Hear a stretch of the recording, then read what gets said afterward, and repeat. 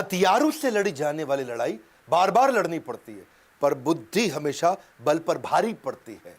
ऐसे बुद्धि के राजा 21वीं सदी के चाणक्य, हमारे देश के जेम्स बॉन्ड अब काल्पनिक चरित्र नहीं रह गया। असली के जेम्स बॉन्ड अजीत डोवाल, प्रधानमंत्री के बाद कहा जाता है कि दूसरे सबसे शक्तिशाली व्यक्ति हैं। सीधा कैबिनेट मिनिस्टर का दर्जा, पर पीएमओ को सीधा रिपोर्टिंग, बीच में कोई नहीं। कीर्ति चक्र, प्रेसिडेंट पुलिस मेडल। अगर पाकिस्तान इनके नाम से डरता है, क्यों डरता है, क्यों घबराता है, क्यों पाकिस्तान के विदेश मंत्री, रक्षा मंत्री सब इसी की बात करते हैं। ये अजीत डोवाल की स्ट्रैटेजी, ये अजीत डोवाल नहीं होता तो क्या होता, अजीत डोवाल के कारण हो गया। ये डोवाल कौन है अजीत डोवाल, बात करूंगा। आजकल तो फॉर्म में चल रहा हूं, मजा आ रहा है। 2050 मैकडॉनल्ड, गांधी, बंगाल, बिलियनियर्स के ऊपर वीडियो बनाया, और जो पब्लिक स्पीकिंग के 2 वीडियोस बनाए वो नहीं देखे तो जरूर देख लीजिएगा। नमस्कार, मैं Vivek Bindra, founder and CEO बड़ाबिजनेस.com। नीचे एक तो अजीत डोवाल के बारे में आज बात करेंगे खूब कमेंट बॉक्स में, क्या कौन सी स्टोरी उनकी कहानी पसंद आई, कई कहानियां बताने वाला हूं। एक ऐसे जासूस, एक कठोर जिंदगी जीने वाले वो जासूस जिन्होंने पुलिस की जिंदगी, आईपीएस ऑफिसर की, उसकी मलाई खा सकते थे, मलाई मार सकते थे, पर वो कठोर जिंदगी जी। वैसे आने वाले समय में और कौन से वीडियो बनाऊं, टेक्सटाइल इंडस्ट्री, तेंदुलकर का जन्मदिन, फर्नीचर इंडस्ट्री, वेनेजुएला कैसे डूब गया, वेनेजुएला ये देश कैसे खत्म हुआ, बिल गेट, सुंदर पिचाई। चलो शुरुआत से शुरू करते हैं, बात अजीत डोवाल की करते हैं। जिस प्रकार कोरोना से बचने के लिए इम्यूनिटी का होना जरूरी है, उसी प्रकार इंटरनल सिक्योरिटी के लिए अजीत डोवाल बहुत जरूरी है। उत्तराखंड के रहने वाले पौड़ी गढ़वाल के 1945 में आजादी से पहले जन्म हुआ, आजादी से पहले, अभी तक पूरी तरह fresh and active. Indian army officer थे इनके पिता, और अजमेर मिलिट्री स्कूल में इन्होंने पढ़ाई करी। इंडियन पुलिस सर्विस 1968 में इन्होंने आईपीएस के रूप में ज्वाइन किया। कैडर मिला था केरला का, 37 साल की नौकरी में 7 साल पुलिस में रहे, बाकी उसके बाद आईबी, रॉ और क्या क्या किया जासूस बन के। 72 में उस समय चर्चा चल रही थी, नॉर्थ ईस्ट में चल रही थी इंसर्जेंसी, भयंकर आतंकवाद, बहुत परेशानी थी। हर राज्य वहां बोल रहा था मुझको अलग देश बना दो, मुझको अलग देश बना दो। वहां लाल डेंगा मिजोरम में बहुत शक्तिशाली हो चुके थे, लाल डेंगा की ताकत बढ़ चुकी थी, पैरेलल सरकार चला रहे थे। लाल डेंगा, समझना इस कहानी को, नाम आपने सुना होगा, लाल डेंगा का आतंक कितना हुआ करता था उस समय। नॉर्थ ईस्ट में मिजोरम इतना शोर हो गया कि दिल्ली में लोग घबराए थे, और तभी पूछा, वहां पे एक आईबी ऑफिस में मीटिंग बुलाई गई, कौन जाएगा देखने के लिए। सब चुपचाप इधर उधर देख रहे थे, और वहीं अजीत डोवाल अभी शादी करके लौटे थे, हनीमून पर जाने वाले थे, और वो बोले ठीक है मैं जाऊंगा मिजोरम, और मैं मिजोरम में समय लगाऊंगा। ये लाल डेंगा के साथ इन्होंने वहां पहले अंदर घुस गए, अंदर जाके देखा तकलीफें क्या है, इनकी समस्या क्या है, इनकी गोल प्रॉब्लम क्या है। घुस करके तब समझ आया लाल डेंगा के साथ 7 बड़े कमांडर्स थे, उसके 7 जबरदस्त कमांडर थे जो सारा गेम चला रहे थे। यानी कि लाल डेंगा की ताकत, जैसे याद है हातिम ताई में तोते के अंदर ताकत थी, लाल डेंगा की ताकत इन 7 कमांडर्स में थी। ये 7 कमांडर से नीचे नीचे जाके दोस्ती करते थे। इनकी खास बात यही कि दुश्मन के अंदर खेमे में जाके कुछ लोगों को दोस्त बनाए आते थे। अच्छा, दोस्ती इतनी कर ली कि रोज शाम को उनके एक कमांडर को घर बुलाते, और बढ़िया साथ में बैठ के दारू भी पीते, खूब ड्रिंक करते, उनके साथ बढ़िया नॉनवेज उनकी वाइफ खुद बना के खिलाती, और इतनी दोस्ती कर ली और उनको समझाना शुरू कर दिया। सारी इंफॉर्मेशन ले ली कि क्या है ये माल्फ। मिजोरम आर्मी लेफ्ट फ्रंट पर कौन है अजीत डोवाल, जो हर बाल की निकाल दे खाल, वो है अजीत डोवाल। इतना अंदर चले गए कि जा करके उनसे समझाना शुरू किया, एक एक करके दोस्ती करी। बोला ऐसा है ना, मैं तुम्हारे को सारी ताकत दिलाता हूं, भारत सरकार में मेरी चलती है, तुमको स्पेशल कैटेगरी राज्य बना दूंगा। ऐसा कुछ करते हैं कि तुम्हारा यहां पे इलेक्शन करके तुम्ही को यहां मंत्री बना देते हैं, तुम्हारे ऊपर जो क्रिमिनल चार्ज है उस सारे को हटवा देते हैं, और तुम्हारे को नेबरिंग कंट्री के साथ में तुम्हारे लीगल अग्रीमेंट्स बनवा देते हैं।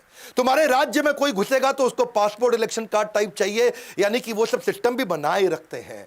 उन्होंने उनको इतना विश्वास दिलाया कि तुम्हें जो जो चाहिए मैं सब दिलाऊंगा, और कोई धन की कमी है तो वो भी दिलाऊंगा, स्पेशल स्टेट होने पे जो पैसा नहीं चाहिए वो भी दिलाऊंगा। और एक एक करके इन्होंने 7 में से 5 आदमी अपने साथ, क्षमा चाहता हूं 6 आदमी अपने साथ कर लिए। लाल डेंगा पड़ गया कमजोर, अब लाल डेंगा की चली नहीं, और वहां पॉलिटिकल पार्टी बनाने के लिए उन्होंने बोला लाल डेंगा अब तू आजा मेरे पास।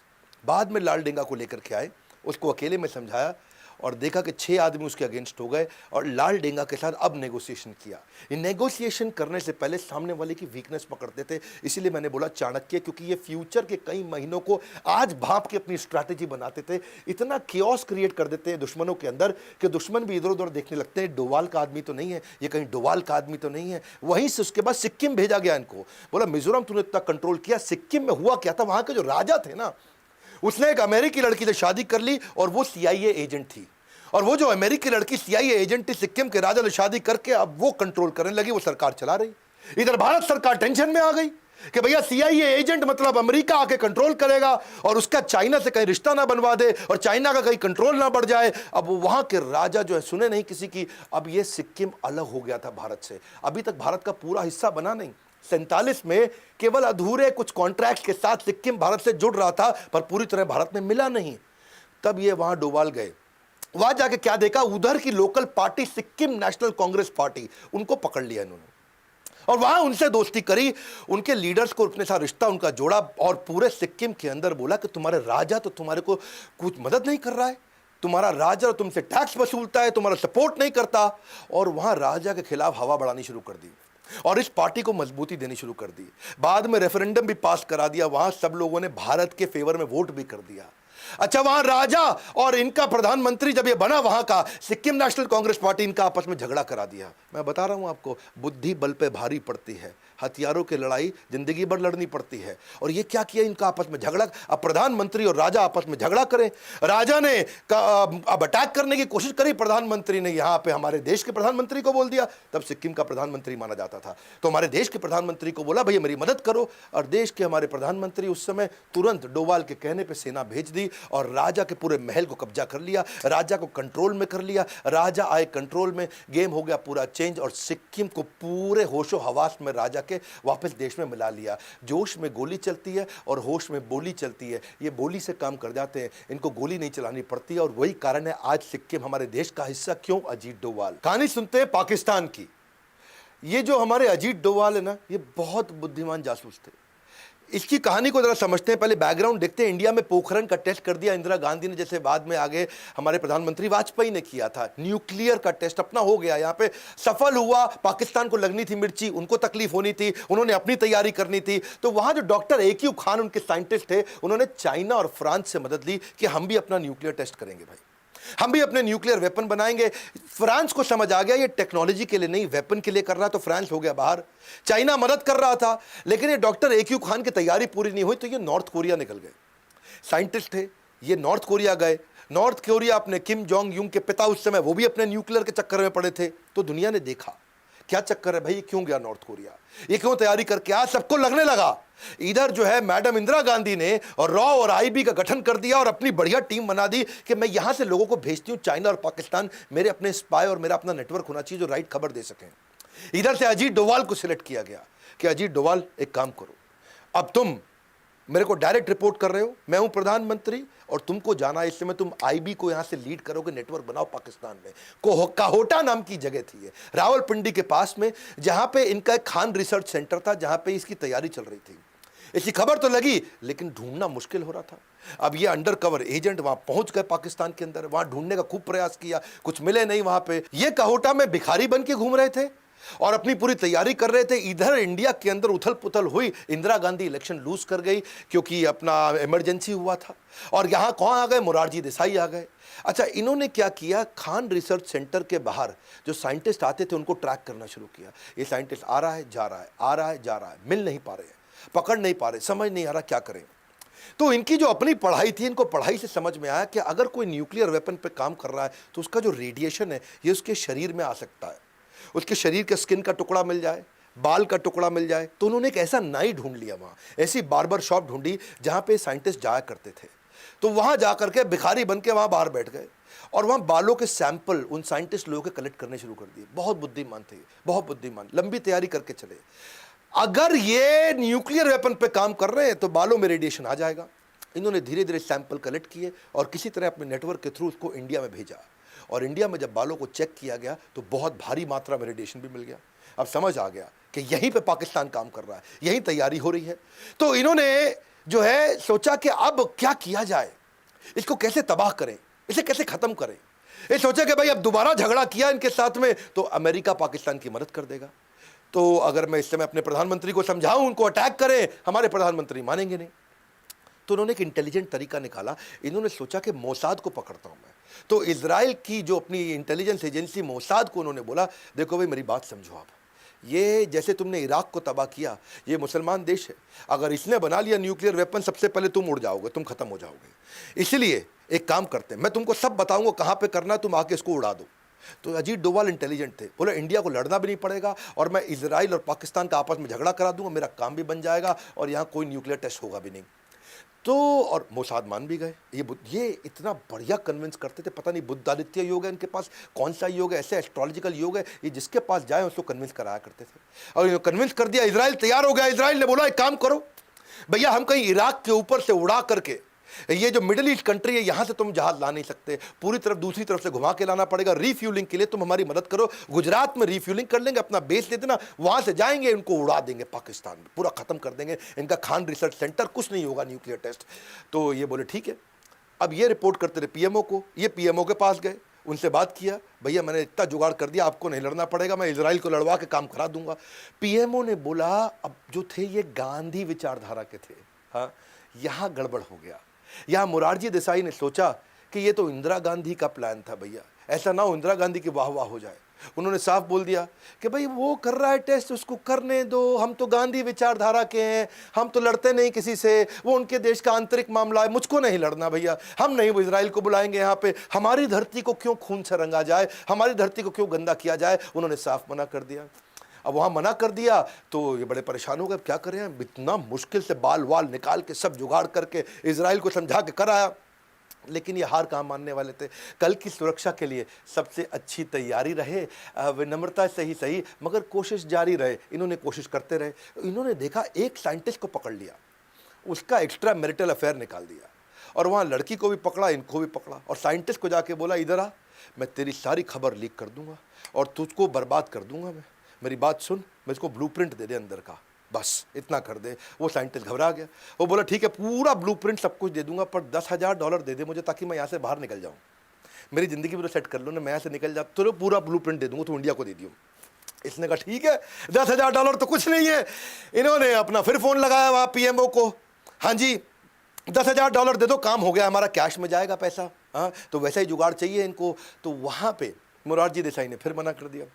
मोरारजी देसाई बोले ऐसे थोड़ी होता है, हमारे पास तो बजट भी नहीं है जी, हमारे पास पैसा भी नहीं है, और हम क्यों ये सब काम करें, जो पाकिस्तान को करना है वो अपनी धरती पे कर रहा है, हम अपनी धरती पे कर रहे हैं, वो उनका आंतरिक मामला है। मोरारजी देसाई ने फिर से मना कर दिया। अब यहाँ पर परेशान हो गए। अच्छा इधर हमारे रॉ के चीफ अरिन का वो परेशान हो गए, वो बोले मोरारजी देसाई जी ये क्या तरीका हुआ, हम लोगों ने अपने स्पाई नेटवर्क को जान खतरे में डाल के इंफॉर्मेशन ला रहे हैं, सोचो सर आपको ब्लूप्रिंट मिल गया तो आप क्या क्या कर सकते हो, आपको सब पता चल जाएगा उनके बारे में। इन्होंने मना किया, उसने रिजाइन कर दिया। अच्छा अरिन खान ने यहाँ रिजाइन किया, लेकिन वो वहाँ हार नहीं माने। अजीत डोभाल फिर भी वहाँ लगे रहे। अजीत डोभाल ने वहाँ और तैयारियां करी कि मैं कैसे मैं इसको नेस्ते नाबूद करूं, कैसे इसको ख़त्म करूं कैसे। पर इतने में क्या हुआ, इनके जो यहाँ पे नए राष्ट्रपति यानी कि अभी आर्मी के थे, वो आकर के पूरे डिक्टेटर जिया उल हक, उन्होंने कंट्री को, पाकिस्तान को अपने कंट्रोल में ले लिया। लेकिन वो चाहते थे आजू बाजू के देशों से रिश्ता ठीक बना रहे, थोड़े धार्मिक थे, सबसे प्रेम से बात किया करते थे, कभी श्रीलंका के प्राइम मिनिस्टर को फ़ोन करें, कभी बांग्लादेश में करें, कभी फ़ोन करें नेपाल में, तो इंडिया में फ़ोन लगाए कभी कभी। अच्छा यहाँ पे जब मोरारजी देसाई से बात किया, मोरारजी देसाई अपने शाम को अपनी अलग आनंद में जीवन जी रहे थे, और वहाँ मोरारजी देसाई फ़ोन पे बात करते वक्त उन्होंने इनको बोल दिया, तुम क्या समझ रहे हो जिया उल हक, हमने कच्ची गोलियाँ नहीं खेली, हमें सब पता है तुम कहोटा में क्या कर रहे हो।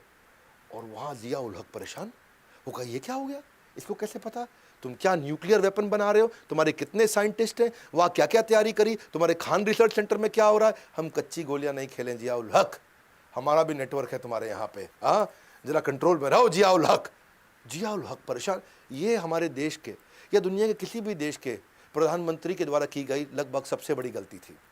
और यहाँ जिया उल हक ने क्या किया, ये बहुत गुस्से में आ गए, वापस आए। सोचो इतना कॉन्फिडेंशियल प्रोग्राम किसी को नहीं पता दुनिया में हम कर रहे हैं, और यहाँ इनके प्रधानमंत्री को पता है। इन्होंने ढूंढ ढूंढ के हमारे नेटवर्क के आईबी के एजेंट्स, ढूंढ ढूंढ के हमारे रॉ के एजेंट्स को पकड़ पकड़ के निकाल के मारा, और कईयों को मारा, और सब बेचारे मार दिए गए, पूरा नेटवर्क वहाँ नेस्ते नाबूद हो गया, सब खत्म हो गया। और लेकिन अजीत डोभाल चुपचाप वहाँ से निकल के भाग आए, वो इंडिया आ गए। इतना तो तबाह इनको कर दिया था कि उन्होंने इनका न्यूक्लियर टेस्ट 15 साल डिले करा दिया। अमृतसर स्वर्ण मंदिर की कहानी है अगली, जिसमें रिक्शा वाला बन के इन्होंने आतंकवादियों को खत्म कराया। लेकिन उससे पहले समझो कि जासूस की जिंदगी होती कैसे है। ये एक्सट्रीम लोनलीनेस की जिंदगी है, ये अकेलेपन की है, हाई रिस्क की है। पत्नी को नहीं पता तू है कहाँ पे, किसी को नहीं पता, और अगर सब ठीक चल रहा हो ना, जीत रहे हो, तो कॉन्फिडेंस बना रहता है। लेकिन भाई साहब जब बिल्कुल अकेले पड़ जाओ और सब खराब हो रहा और सारे प्लान बर्बाद हो रहे हो और आपको पता है किसी भी समय मारे जा सकते हो, उसके बावजूद इतना करेज रखना, ये थे अजीत डोभाल। अगली कहानी स्वर्ण मंदिर अमृतसर की। एक जासूस की सबसे बड़ी ताकत उसका आत्मविश्वास होता है, और वहां स्वर्ण मंदिर, वहां भिंडरेवाला, इन लोगों ने कब्जा कर रखा था पूरे स्वर्ण मंदिर को। 1984 में जब ऑपरेशन ब्लू स्टार हुआ था तो कई लोग मारे गए थे, पूरा स्वर्ण मंदिर भी टूट गया था, तो लोगों को बहुत बुरा लगा, स्वयं इंदिरा गांधी को भी बुरा लगा था। नहीं चाहते थे कि गुरुद्वारे का नुकसान हो, पर नुकसान बहुत हो चुका था, सिख लोग बहुत नाराज हो चुके थे। लेकिन इस दफा जो खालिस्तान की डिमांड के लिए कई आतंकवादियों ने स्वर्ण मंदिर को कब्जे में ले लिया, उसको छुड़वाना था। और कैसे किया जाए? केपीएस गिल उस समय इंस्पेक्टर जनरल हुआ करते थे, हेड ऑफ द पुलिस थे उस समय पूरे पंजाब के। ये वहां पहुंचे अजीत डोभाल। अजीत डोभाल बन गया वहां रिक्शा वाला, और रिक्शा वाला बन के आजू बाजू इधर उधर स्वर्ण मंदिर के आसपास घूमने लगे। अच्छा, ये वहां पंजाबी थे नहीं तो पकड़ में आ रहे थे। वहां पे जितने खालिस्तानी आतंकवादी, वो समझ रहे थे कि ये आदमी लोकल नहीं लग रहा है, लेकिन ये इतना एक्सपर्ट बन के वहां रिक्शे में घूम रहे थे, लेकिन शायद ये चाहते थे कि मैं उनकी नजर में आ जाऊं, और आ गए नजर में। और वहां जितने आतंकवादी, उनमें 4 लोग आए और उसको पकड़ लिया। ये इधर आ, कौन है तू? ए कित्थों आया है तू? तो सानू पंजाबी लगदा नहीं है, आजा आजा आजा। उनको ले गए साथ में, पंजाबी नहीं लग रहा, तू कौन है? अच्छा, अब ये पकड़े गए वहां। अब परेशान मैं करूं तो क्या करूं?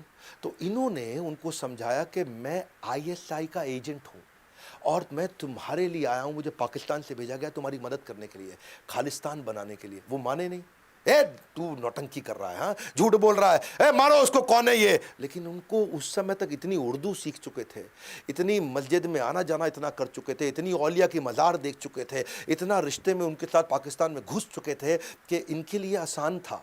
इन्होंने उनको कन्विंस कर दिया, और इतना कॉन्फिडेंस से कन्विंस किया कि वहाँ आतंकवादी कन्विंस हो गए, नहीं नहीं नहीं, ये तो आईएसआई ने भेजा है, वो पैसे आएंगे, वो आर्म्स आएंगे, एम्यूनेशन आएंगे। ये खुश हो गए। वो उनको डोभाल को अंदर ले आए।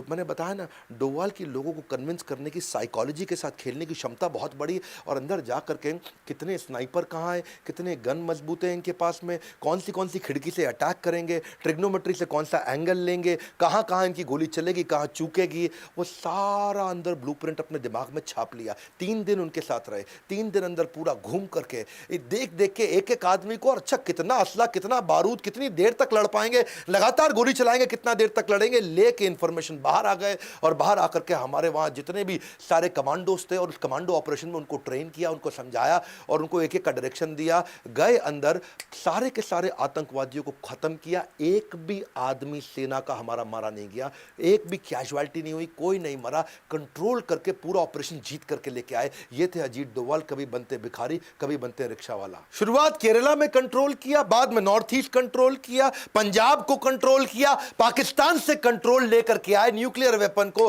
अब बारी थी कश्मीर की। इलेक्शन वहां हो नहीं पा रहे थे, इंडिया बड़ा परेशान था, वहां मिलिटेंसी बढ़ती चली जा रही थी, तकलीफें बढ़ रही थी। कूका पारे नाम का वहां एक आतंकवादी हुआ करता था, जो पहले फोक सिंगर था, लोग उसको बड़ा फॉलो करते थे, और वो पाकिस्तान से फंडेड था। उनको आर्म्स, एम्यूनेशन, असला, बारूद, पैसा सब पाकिस्तान देता था कि इंडिया में डिसरप्शन क्रिएट कर दे। अच्छा, अब ये पहुंच गए।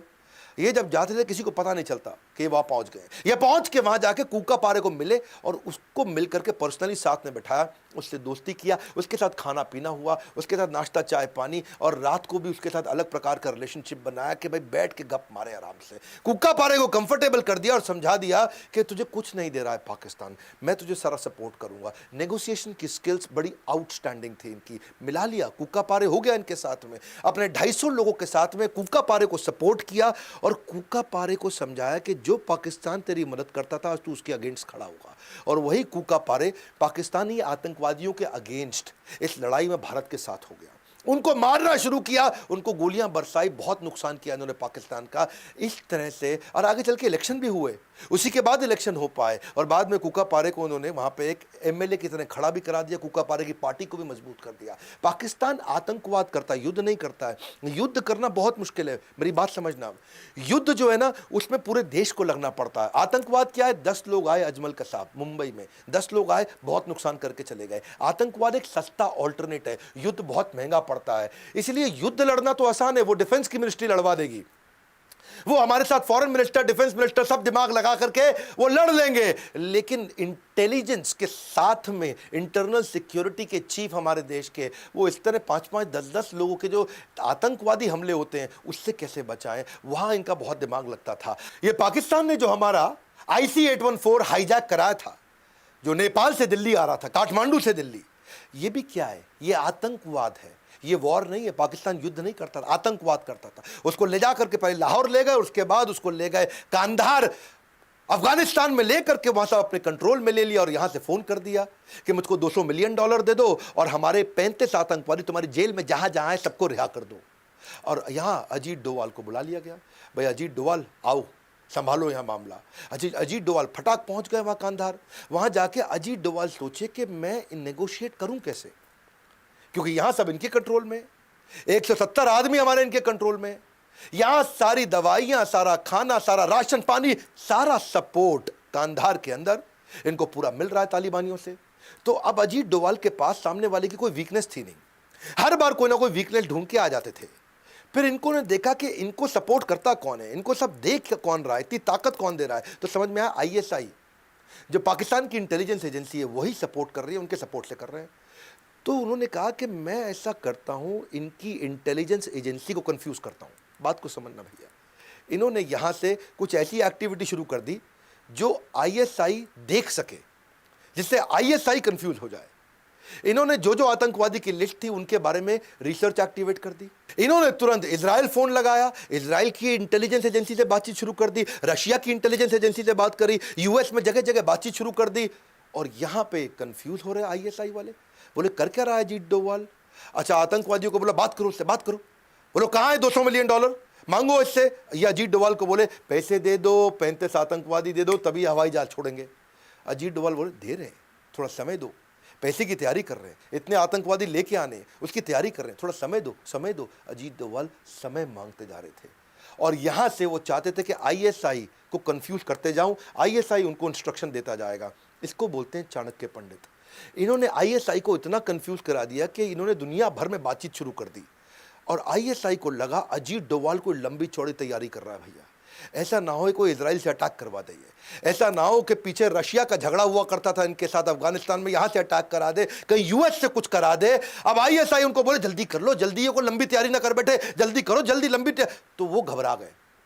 और यहां इन्होंने बोला, अजीत डोवाल ने, एक आतंकवादी दे सकता हूं, बताओ। वो बोले नहीं, पूरे 35 से एक दे सकता हूं, बताओ। 35 से एक दे सकता हूं, बताओ। तो वो बोले 170 लोग मार देंगे, एक दे सकता हूं, बताओ। तो उन्होंने कहा ठीक है, पहले मौलाना मसूद अजहर दे दो, फिर हमारे को उन्होंने 2 आतंकवादी और बता दी, ये दे दो। उन्होंने कहा ठीक है, मैं 3 की ट्राई करता हूं, लेकिन देना एक चाहता हूं। और यहां से ISI ने बोला देख जो है पैसे वैसे छोड़, ये 3 आतंकवादी जल्दी मंगवा दे हमारे को, ये 3 आदमी चाहिए हमारे को।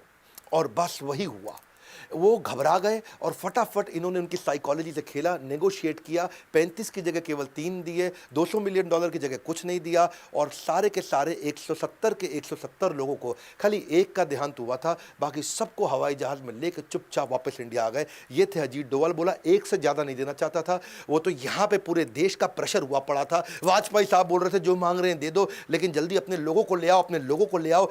तो ये प्रेशर में चलते, अगर प्रेशर ना होता तो शायद एक से ही बचवा के ले आते। Dawood Ibrahim most wanted India का आतंकवादी खत्म कर दिया होता अजीत डोवाल ने। दाऊद इब्राहिम की ना बेटी की शादी थी, जावेद मियांदाद क्रिकेटर था, उसके बेटे के साथ जुनैद मियांदाद, शादी हो गई पाकिस्तान में। पाकिस्तान शुरू से मना कर रहा है दाऊद इब्राहिम हमारे यहां नहीं है, हमारी जमीन पे नहीं रहता। इंडिया मांग रहा है पाकिस्तान से, पाकिस्तान कहता है ही नहीं यहां। इंडियन इंटेलिजेंस को जब पता चला तो पाकिस्तान को भी वहां समझ रहा था, उसने कहा भाई तुम रिसेप्शन यहां नहीं करोगे, यहां से निकल लो, तुम चले जाओ ग्रैंड हयात होटल के अंदर, दुबई में रिसेप्शन इनकी फिक्स हो गई, वलीमा बोलते हैं शायद इसको। और वो जब इनको पता चला अजीत डोवाल को, बोले सीधा मौका है, पहली बार इंडिया को पता है दाऊद इब्राहिम कितने बजे, कहां, कैसे, किस गली में मिलेगा, ठा गेम ओवर करेंगे। अजीत डोवाल ने अपने यहां गवर्नमेंट को समझा दिया हम कुछ नहीं करेंगे, ऐसा करते हैं, इसमें छोटा राजन के शार्प शूटर उठाते, नेपाल से इनकी पुरानी दुश्मनी है और दुश्मन को दुश्मन से बढ़वाते, हमारा काम अपने आप हो जाएगा। छोटा राजन के 2 शार्प शूटर ये काठमांडू के रास्ते दिल्ली ले आए और दिल्ली लाके एक 5 स्टार होटल में उनको ट्रेन कर रहे थे। हाँ, क्योंकि इनका जो झगड़ा है पुराना झगड़ा था, ये 90s का झगड़ा था, हिंदू डॉन मुस्लिम डॉन, और उस झगड़े को ये भुनाना चाहते थे। और अब इतनी बढ़िया ट्रेनिंग चल रही थी, लेकिन ऐसा मीडिया में सुनने में आता है कि आज भी मुंबई पुलिस में कुछ लोग हैं जिनको दाऊद से शायद तनख्वाह मिलती हो, और वही खबर फैल गई। कमिश्नर ऑफ मुंबई पुलिस तुरंत दिल्ली पहुंच गया और जाकर के उन्होंने रोक दिया उनको, बोला अजीत डोवाल आप नहीं कुछ कर सकते इसमें, मेरे को ये दोनों आतंकवादी चाहिए, मैं इनको ढूंढ रहा था, ये नेपाल से दिल्ली आ गए, अब मैं इनको ले जा रहा हूं। अजीत डोवाल ने समझाया अरे हम बड़े मिशन पे लगे हैं भाई, ये दाऊद को रुक जाओ नहीं। अजीत डोवाल उस समय रिटायर हो चुके थे और कमिश्नर उस समय स्टैंडिंग कमिश्नर थे, और वो उस दोनों को लेकर के वो नेपाली आतंकवादियों को या समझो छोटा राजन के दोनों शार्प शूटर्स को लेके, अगर वो मुंबई पुलिस इस समय हस्तक्षेप नहीं करती तो दाऊद आज इस दुनिया में नहीं होता। अजीत डोवाल इंटेलिजेंट ऐसे हैं, साहस ऐसा है कि बड़ों बड़ों को चकनाचूर कर दे। आईएसआईएस ने इराक को ऑक्यूपाई किया था, अगली कहानी सुनो। और उस समय आपको याद होगा कि तिरकित के अस्पताल में वहां हमारी कई नर्सेस थी, और वो 46 इंडियन नर्सेस थी जिनको वहां कैप्चर कर लिया। आईएसआईएस उनको छोड़ना नहीं चाहता था, वो उनके कब्जे में आ चुका था। अजीत डोवाल चुपचाप, जिस दिन ये पता चला 2 दिन के अंदर इराक पहुंच गए, और इराक के अंदर किसी को नहीं मालूम, इंडिया में नहीं मालूम किसी को अजीत डोवाल इराक में नहीं मालूम अजीत डोवाल इराक में है। 48 घंटे लगे अजीत डोवाल को आईएसआईएस को समझाने में कि मेरे को सारी 46 नर्सेस चाहिए तुरंत। 48 घंटे के अंदर, दुनिया में आज तक किसी को नहीं मालूम अजीत डोवाल उनसे क्या बोल के आए। आईएसआईएस जो अमेरिका की नहीं सुनता, रशिया की नहीं सुनता, किसी की नहीं सुनता, वो अजीत डोवाल की सुन लिया। 48 घंटे के अंदर सारी 46 नर्सेस को एकदम सुरक्षित वापस इंडिया में ले आए। ऐसे आदमी, पुलवामा में अटैक हुआ, उससे पहले अटैक हुआ, यही तो मास्टरमाइंड है हमारे सर्जिकल स्ट्राइक के। इंडिया, ये तो आपको पता ना, चीप तरीके से पाकिस्तान अटैक करता, वॉर तो करता नहीं सामने आकर के, आतंकवाद करता, आतंकवाद सस्ता पड़ता है उनको। 18 सोल्जर हमारे शहीद हुए थे, कहाँ पे, ये उरी में। और उरी में जब ऐसा हुआ पूरे देश को गुस्सा था, इन्होंने तुरंत एनएसए की टीम बुला करके और मिलिट्री की हाई लेवल मीटिंग बुला करके, फना होने की इजाज़त ली नहीं जाती है, वतन से मोहब्बत पूछ के की नहीं जाती है। उन्होंने ब्लूप्रिंट तैयार किया, पूरी तैयारी कर ली, एक एक्सीलेंट अंडरस्टैंडिंग पीएम के साथ इनकी पहले से है, पीएम से इन्होंने अप्रूवल ले लिया, आइडियोलॉजी दोनों की मिलती जुलती है, आगे बढ़े और जाकर के तुरंत 11वें दिन के अंदर वहां जाके अटैक करके आए। 11वें दिन में एलओसी में घुसे, 3 किलोमीटर अंदर गए, लॉन्च पैड खत्म किए, 2 पाकिस्तानी सोल्जर्स को भी मारा, इनके 38 टेररिस्ट भी खत्म किए, इंडिया की एक भी कैजुअलिटी नहीं थी। ऐसे ये स्ट्राइक भी किया 2019 में, अभी रिसेंटली इन्होंने पुलवामा में अटैक किया। पिछली बार ये 11वें दिन पहुंचे, इस बार 12वें दिन पहुंचे, इंडियन एयरफोर्स लेकर के एलओसी को डिस्ट्रॉय करके उनकी मिलिट्री कैंप के अंदर घुस के, और वहां जाकर के इंडियन, अच्छा जब ये लोग वापस आने लगे तो पाकिस्तान ने कुछ फॉलो करना शुरू किया। जब फॉलो किया तो उनको खदेड़ने के लिए वापस अभिनंदन गए, अभिनंदन वहीं रह गए, और जब अभिनंदन वहीं रह गए, ये इंडिया में बहुत खबर हो गई थी, दुनिया में खबर हो गई। डोवाल को टाइम नहीं लगा, 2 दिन लगे, केवल 2 दिन के अंदर यूएस एम्बेसी के थ्रू और डायरेक्ट मैसेज इतना मजबूती से पहुंचा।